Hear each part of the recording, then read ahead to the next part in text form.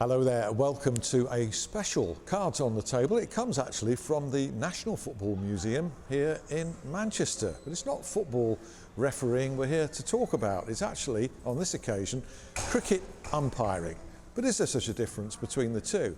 Certainly, cricket is embracing technology far more readily than football is doing. Can't think of anybody better really to talk to than former Test match cricket umpire John Holder. John, I'm really delighted that you could join us. Differences from your day. There was none of this DRS system. Would you prefer back then to have had the benefit of this, or was it better without it? For me, the whole DRS system is about perfection, getting every decision right, which is humanly impossible. So for me, it dehumanizes the game to some extent. But the emphasis now, as far as the media is concerned and the people who run the game, is about accuracy, 100% accuracy if possible. So you're not a fan? Not at all. And I don't. It's here to stay. I mean, people say it's unfair. It's tough on the umpire because you've made the decision in good faith, and then all of a sudden it's been reviewed either by the batting side or the fielding side, and then the third umpire goes through all the process of reviewing on the giant replay screen on the ground. So you've got to stand there and watch your decision pulled apart, and it can be humiliating. There's at least one former elite umpire who quit because of that. Who's that? Mark Benson. And precisely for that reason? Yes. He just didn't like the process of what was happening. So he resigned and went back to umpiring county cricket. Understood there, John, but let's turn it on its head. If it's getting a decision right, what's wrong with that? But a reality of umpiring is that there are times out there on the field where there's an appeal and you just don't know what has happened. I did my last Test match at Lord's in 2001, Australia, and I had a monumental stroke of luck. Australia batting in their first innings, and I was standing at the pavilion end when Andy Caddick came on to bowl. He replaced Darren Gough, and Caddick is 6'6", very tall, so he made the ball bounce awkwardly at Michael Slater, who fended at the ball, which went through to Alex Stewart. And from where I was, there was no noise, there was no deviation, and much to my delight, Slater put the bat under his arm and walked off the field. Right. So he'd obviously nicked it, and he knew he'd nicked it, but from where he was, there was nothing. You would have given not out? I would have, if he'd stood his ground, I could only have given him not out. But there was no snicker? No, there wasn't.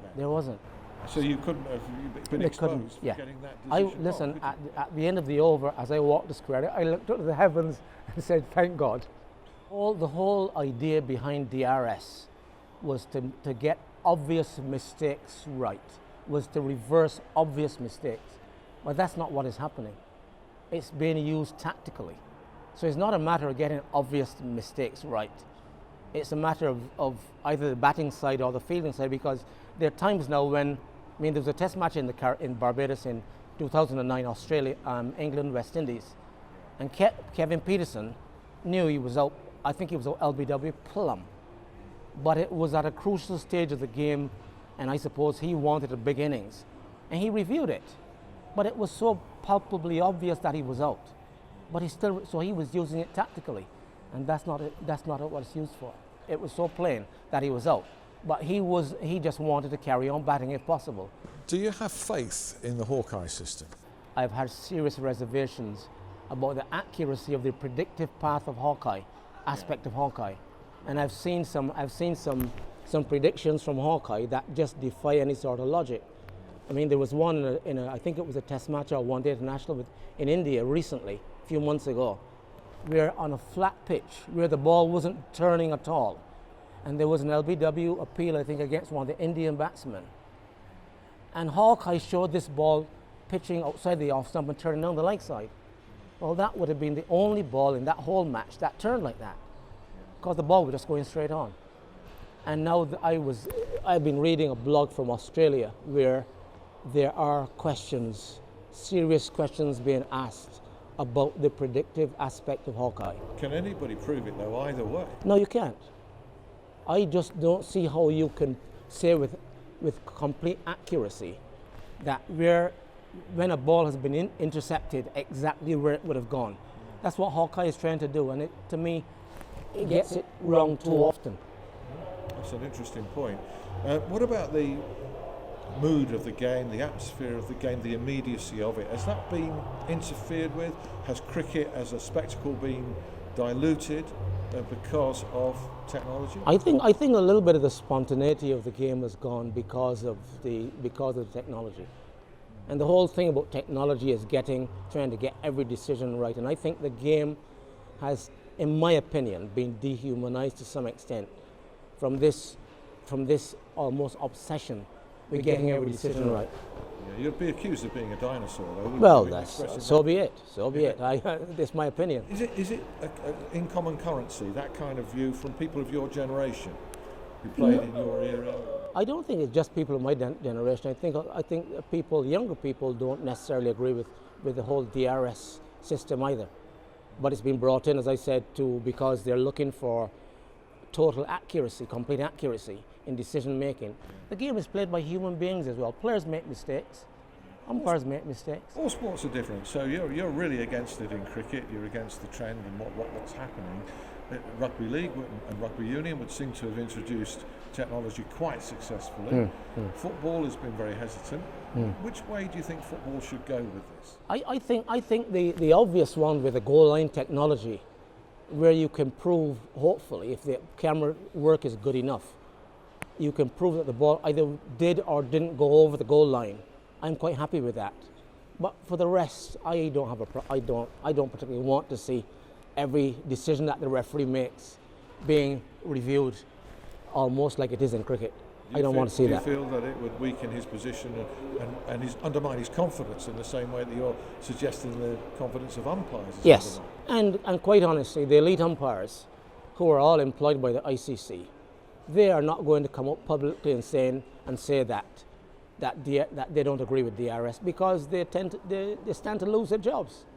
You know, DRS is approved by ICC, and they want all their officials to be saying yes, it's wonderful. Yes. So the fact that some of the elite umpires have said that they agree with it, I don't necessarily agree with it at all.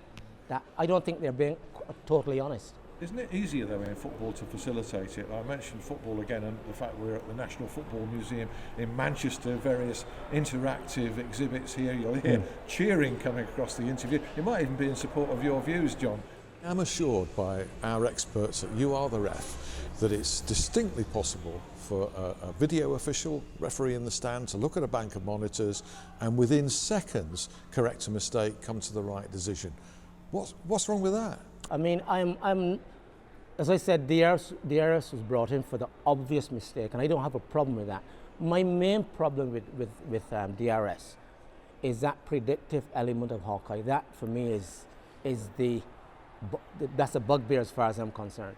It cannot be accurate. It can't be any more accurate than me standing there at the bowler's end, having watched where the ball has gone and what it would do, and having watched previous balls as well. So you know where the bowler is bowling from, you know what the pitch is doing, because every pitch is different. Yeah. And I just don't see that predictive aspect of Hawkeye could be more accurate than an umpire.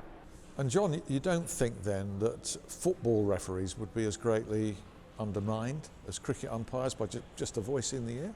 For me and football referees, all I would have the technology for is for the goal line.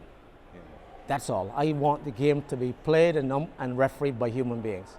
Thanks, John. And in part two, we'll be talking about the behaviour of footballers as compared to the behaviour of cricketers. I know this is a sore subject with John Holder.